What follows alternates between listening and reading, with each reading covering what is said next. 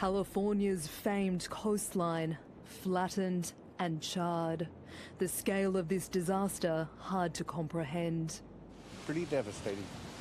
I don't think LA's seen anything like this before. I hope in the future we can find a way to maybe even better prepare or to prevent this from ever happening again.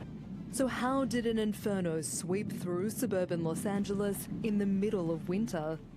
The LA Fire Department says the blaze started here, in this residential neighbourhood on the edge of a mountain ridgeline. It quickly spread to this expansive area, and eventually new fires broke out in other parts of the city. The fires were fuelled by a dangerous wind event, which brought hot, hurricane-force gales. Here, a satellite image shows the Santa Ana winds created by the mountainous landscape in California and surrounding states. Air pressure builds in the high grounds of the desert.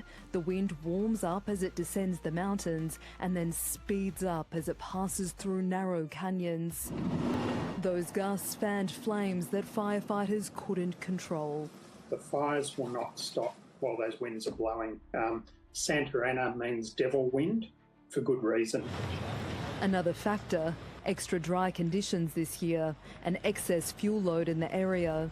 There's been very little rain at typically the time of the year when there is helpful rain. This is when Southern California gets its needed rain for the entire year during the winter months. It just hasn't happened. The parched grounds in densely populated areas, a recipe for disaster. The last 2 winters have been very prolific in terms of rain and mountain snow, and that caused vegetation to green up. And then when it's been dry in the last several months, it all dried out and created a tinderbox. It's an almost impossible task to contain fires in these conditions. Now emergency services in some parts of the city are running low on an essential resource. The 100 fire engines, flowing water, we are gonna stretch our water system. These fires forcing residents and authorities to redefine disaster season. Unfortunately, we're seeing climate change in action. We're seeing worldwide lengthening fire seasons.